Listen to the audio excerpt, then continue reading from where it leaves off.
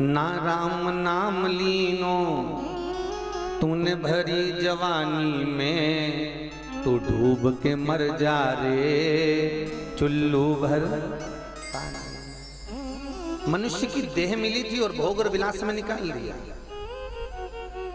मानव के शरीर को पाकर भी हम भगवान का गुणगान नहीं कर पाए, मानव का शरीर पाकर भी हम भगवती स्मरण नहीं कर पाए।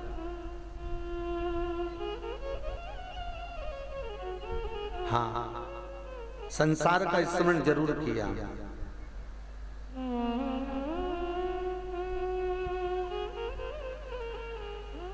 एक नवविवाहिता जिसकी अभी शादी हुई है, उसके पति ने उसको एक लाकर एक सुंदर सी नथनी दे दी, बड़ी सुंदर।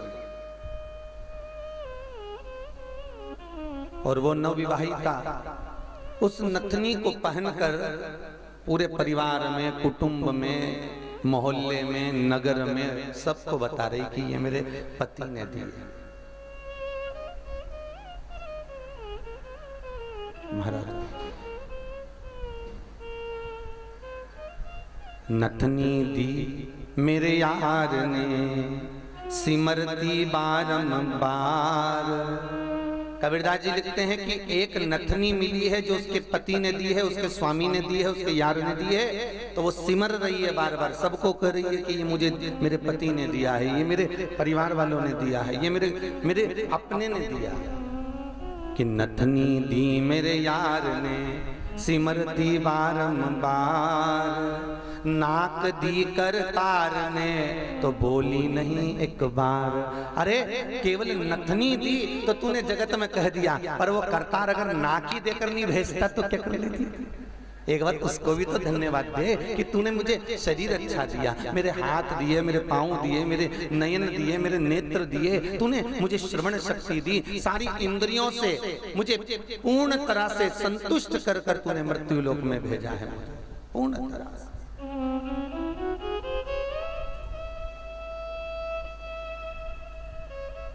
आज तूने मुझे जो दिया वो कुछ कम ना दिया।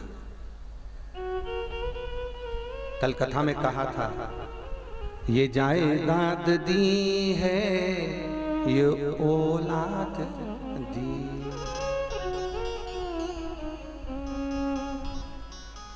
मुसीबत में हर वक्त इमदाद दी है, और तेरा ही दिया मैंने खाया पिया है, तेरा शुक्रिया है, तेरा शुक्रिया।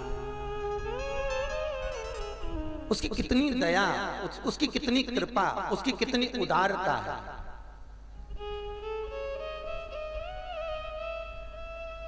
रोज उसको धन्यवाद दो, कितनी कृपा करी तूने।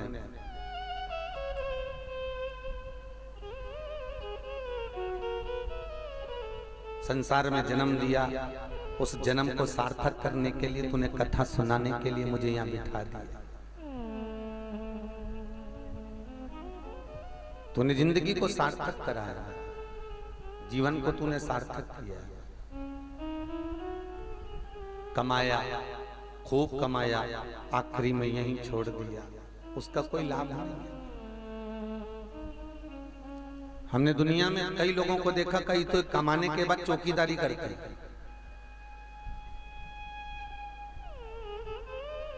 दुनिया के कई लोग हैं जो कमाकर तिजोरी में भरते जा रहे हैं, रात रात भर नींद नहीं आ रही है और उसके लिए केवल रात भर चौकीदारी कर रहे हैं। कमाई का जो सही सदुपयोग कर सके वही समझ लो कि संसार में आकर उसने सार्थकता का जीवन जिया। दो रोटी भी उसने दी तो उसको प्रेम से पाया, जो वस्त्र दिए, आभूषण दिया, उसको धारण किया, जो दिया उसने, उससे हमें संतुष्टि का अनुभव होना चाहिए। पर करें क्या महाराज, मन और मसान कभी नहीं भरा। मन में वस्तुओं की चाह बनी रहती है, उसी तरह मसान में मुर्दे ले जाकर जलाते जाओ, मसान खाली की खाली है, मन भी खाली है और मसान भी खाली है। जब जाओगे ये खाली ही मिलेगा। भगवान ने जो दिया उसमें संतुष्टि पूर्ण हो ही नहीं पाई। उसमें तृप्ति पूर्ण हो नहीं पाएगी। महाराज मंदिर में जाकर कभी भगवान से भी कहो कि तेरी कृपा इतनी है, तूने दया इतनी करी है, उसी का प्रताप है जो आज मैं बैठकर कथा कर रसतत्व ग्रहण कर रही हूं। तूने जो इंद्रियां दी हैं उसी के बल पर मैं भगवान का भजन कर रही हूं, उसको धन्यवाद।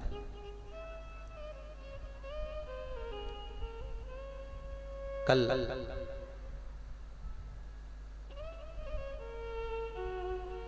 कथा में वर्णन आया था बड़ा सुंदर कि राजा बलि के दरवाजे पर वामन भगवान भिक्षा मांगने के लिए गए।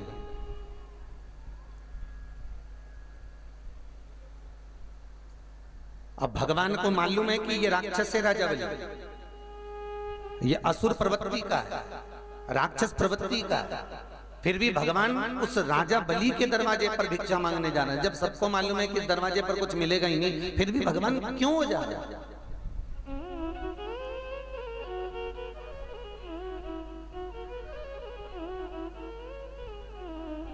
दरवाजे पर क्यों पहुंचे? उसका एक सुंदर सा चरित्र है महाराज। एक बहुत बड़ा जुआरी था, जुआ बहुत खेलता था और जितनी बार जुआ खेलने बैठता था उसमें हारता था। बहुत बड़ा जुआ खेले और उसमें हारे। अब उसके मन में आया कि मैं सारे जुए में सामान हार गया हूं, मेरे पास में कुछ लगाने के लिए नहीं है। तो जुआरी ने विचार करा कि क्यों ना मैं थोड़ा सा एक बार और प्रयास करता हूं, कहीं से थोड़ा सामान लेकर आता हूं और उसको जुए में लगा देता हूं। पहुंच गया एक ब्राह्मण के घर में।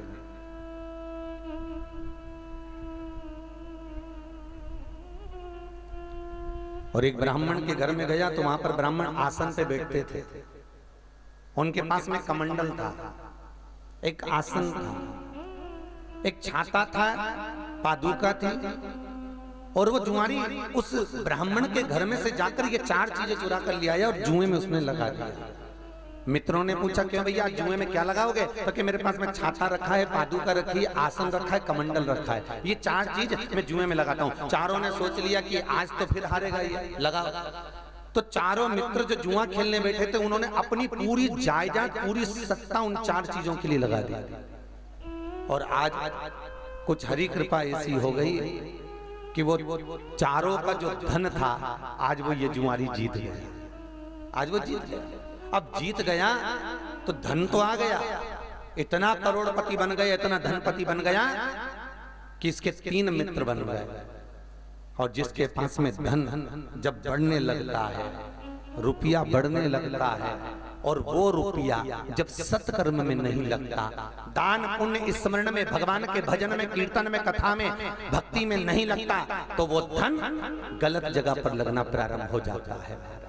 कहीं घर के बच्चे मदिरा पान में डूबना चालू हो जाएंगे, कहीं घर के बच्चे मांसाहार में डूबना चालू हो जाएंगे, कहीं घर के बच्चे व्यसन में डूबना प्रारंभ हो जाएंगे। जिस दिन तुम्हारे घर के बच्चे व्यसन में डूबना चालू हो जाएं, जिस दिन तुम्हारे घर के बच्चे मदिरा पान, मांसाहार, वेश्यावृत्ति और जुए में बैठना चालू कर दें, उस दिन समझ लेना कि घर में धन तो बहुत आ गया, उस धन को सदुपयोग में नहीं लगा पाए, इसलिए धन गलत रास्ते से निकलना प्रारंभ कर दिया। वो धन गलत जगह से जा रहा है। उस धन को संचित कर कहीं सत्कर्म में लगाने का प्रयास करिए।